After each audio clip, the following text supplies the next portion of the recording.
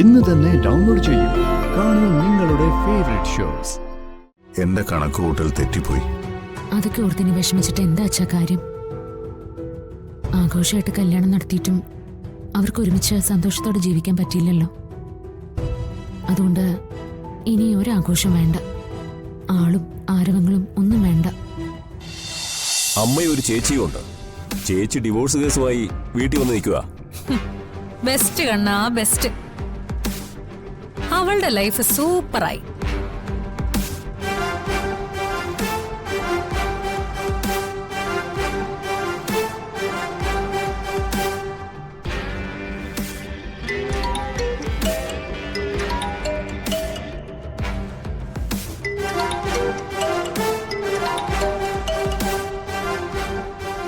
ആ ഹലോ, നിന്റെ ഭാര്യയാണോടാ അവളുടെ കല്യാണ ബ്രോക്കർ?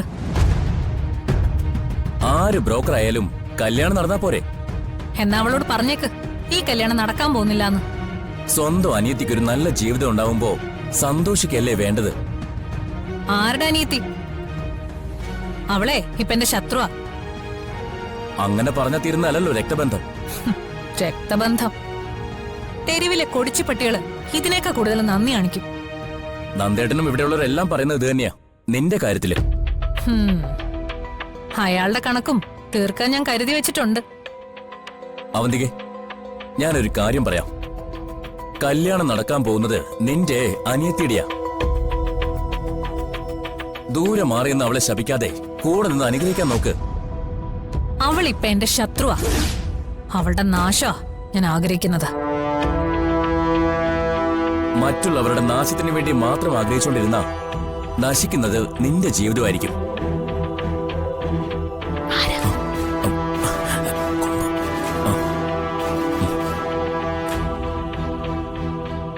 ഇപ്പൊ പെണ്ണുകാണൽ മാത്രമേ നടന്നിട്ടുള്ളൂ. ബാക്കിയുള്ള ചടങ്ങുകൾ വരാൻ പോകുന്നേ ഉള്ളൂ. അച്ഛന്റെ അമ്മയുടെ സ്ഥാനത്ത് നിന്ന് അവളെ അനുഗ്രഹിക്കേണ്ടവളാ നീ. അതിനെ അവന്തിക വേറെ ജനിക്കണം. എന്റെ ശാപത്തിൽ അവള് നശിച്ചില്ലാതാവും. നിങ്ങൾ ആരെ പെണ്ണുമ്പിള്ളേ? നിങ്ങൾ ശപിച്ച ആർക്കാ കേൾക്കുന്നേ? ഓ ഓ ബ്രോക്കർ അവിടെ ഉണ്ടായിരുന്നോ? അതെ, ഞാൻ തന്നെയാ അവളുടെ കല്യാണത്തിന്റെ ബ്രോക്കർ. നിങ്ങൾക്ക് എന്ത് വേണം? അല്ല, നിങ്ങളെ കൊണ്ട് എന്ത് ചെയ്യാൻ പറ്റും? എന്നെ കൊണ്ട് എന്ത് ചെയ്യാൻ പറ്റുന്ന ഞാൻ കാണിച്ചുതരാം. അവളുമായിട്ടുള്ള എല്ലാ ബന്ധവും ഞാൻ മുറിച്ചെന്ന് നീ അവളോടൊന്ന് പറഞ്ഞേക്ക്. നിങ്ങൾ മുറിക്കുന്നതിന് എത്രയോ മുമ്പ് അവളത് മുറിച്ചു കളഞ്ഞിട്ടുണ്ട്. നിങ്ങളെ കല്യാണത്തിന് പോലും വിളിക്കണ്ടെന്നാ അനഘ പറഞ്ഞിരിക്കുന്നേ. നിങ്ങളുമായി അവൾക്കോ ഈ നെല്ലിശ്ശേരി വീടിനോ ഇനി ഒരു ബന്ധവുമില്ല. ഞാൻ അവളെ വെറുതെ വിടാൻ പോകുന്നില്ലെന്ന് നീ അവളോട് പോയി പറഞ്ഞേക്ക്. എന്റെ ഉള്ളിൽ ഒരു അല്പശ്വാസമെങ്കിലും ബാക്കിയുണ്ടെങ്കിൽ നെല്ലിശ്ശേരിക്കൊപ്പം അവളുടെ സന്തോഷങ്ങളും കൂടി തല്ലിക്കെടുത്ത ഞാൻ. കിടന്ന് അലറി വിളിക്കണ്ട. ഒരു കാര്യം ഞാൻ പറഞ്ഞേക്കാം, അവളിപ്പോ നെല്ലിശ്ശേരിയിലെ കുട്ടിയാ, നിങ്ങളുടെ ആരുമല്ല.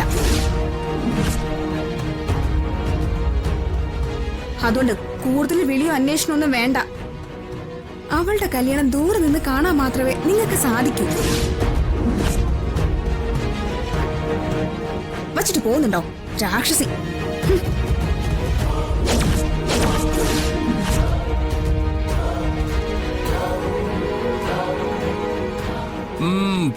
പൊളിച്ചു.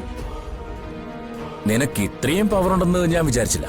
എന്റെ പവർ എന്താണെന്നേ ഒരു കാണാൻ പോകുന്നേ ഉള്ളൂ.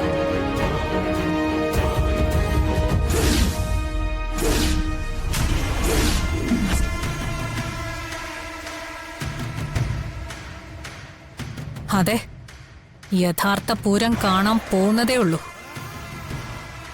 നെല്ലിശ്ശേരിയിലെ കുട്ടിയായിട്ട് ദത്തെടുത്തു പോലും. ഇപ്പോഴത്തെ അവസ്ഥ മാറി അവരുടെ സർവനാശത്തിന് കാരണമാവുന്ന ഒരു ദിവസം വരും. എന്റെ കാലുവാരി അവസരം നോക്കി മറുകണ്ഠം ചാടിയവളാ അവള്. അവളെ വെച്ച് തന്നെ ഞാൻ അവർക്ക് പണി കൊടുക്കും, കൊടുത്തിരിക്കും.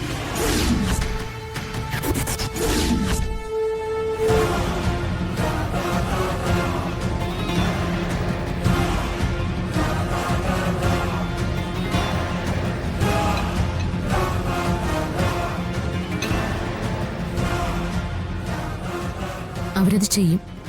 അതുകൊണ്ട് തൽക്കാലം ഇത് വേറെ ആരോടും പറയാൻ നിൽക്കണ്ട. എന്ന് കരുതി അവന്തികയെ പേടിച്ച് ഇത് നടത്താതിരിക്കാൻ പറ്റുമോ? ഈശ്വരന്റെ മുമ്പിൽ വെച്ച് അവർ തമ്മിൽ പരസ്പരം ഒന്നു ചേരണം. അതിന് ഒരു മാലികടൽ വേണം. പക്ഷേ അധികം ആളുകളൊന്നും വേണ്ടെന്നേ ഞാൻ പറഞ്ഞുള്ളൂ. അവന്തികയുടെ കാര്യത്തിൽ എന്റെ കണക്കുകൂട്ടൽ തെറ്റിപ്പോയി.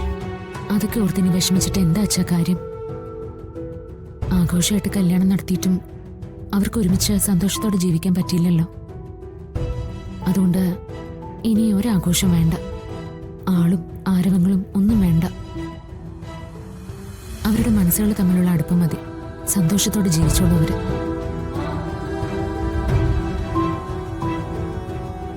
നാളെ കഴിഞ്ഞ് മറ്റന്നാൾ മാലയിടൽ ചടങ്ങ് നടത്തണം. ഡ്രസ് എടുക്കാനും താലിമാല വാങ്ങാനും ഒക്കെയായി നമുക്ക് നാളെ ഒരു ഷോപ്പിങ്ങിന് ഇറങ്ങിയാലോ? എന്നാ പിന്നെ ഞങ്ങളും വരാം. നമുക്കെല്ലാവർക്കും ഒരുമിച്ച് പോവാം. ആ, പോവാം. അപ്പൊ സന്ധ്യേച്ചി വിളിക്കണ്ടേ? പിന്നെ വിളിക്കാതെ? അവൾക്കല്ലേ സാരി വാങ്ങേണ്ടത്. നീ അവിടെ ഒന്ന് വിളിച്ചു പറ നാളെ ഷോപ്പിങ്ങിന് പോകുന്ന കാര്യം. ക്ഷേത്രത്തില് താലി കെട്ടുന്ന ചടങ്ങിന്റെ കാര്യമൊക്കെ സന്ദീപ് ഏർപ്പാടാക്കാന്ന് പറഞ്ഞിട്ടുണ്ട്. ഒരു കാരണവശാലും ആ അവന്തിക പിശാചിത അറിയാൻ പാടില്ല. അറിഞ്ഞ നന്ദേട്ടന്റെ ചോറ് കുടിക്കാൻ അവരിനിയും വരും. അച്ഛാ, നമ്മളെല്ലാരും കൂടി ഒരുമിച്ച് പർച്ചേസിങ്ങിന് പോയാ എങ്ങനെയായാലും അവന്തിക അതറിയും. അതുകൊണ്ട് ഷോപ്പിങ്ങിന്റെ കാര്യം ഒന്നുകൂടി ഒന്ന് ആലോചിച്ചിട്ട് തീരുമാനിച്ച പോരെ? ആ, മോള് ഉണർന്നു തോന്നുന്നു. ഞാൻ പോരാ. അച്ഛനടുത്ത് പറഞ്ഞതിലും കാര്യമുണ്ട്. കല്യാണക്കാരെ അറിഞ്ഞ അവരൊരിക്കലും വെറുതെ ഇരിക്കില്ല. കല്യാണം നടക്കുന്ന സ്ഥലത്തെത്തി പ്രശ്നം ഉണ്ടാക്കും. അതിന് ഡ്രസ്സും ആഭരണങ്ങളും ഒക്കെ എടുക്കാതിരിക്കാൻ പറ്റുമോ?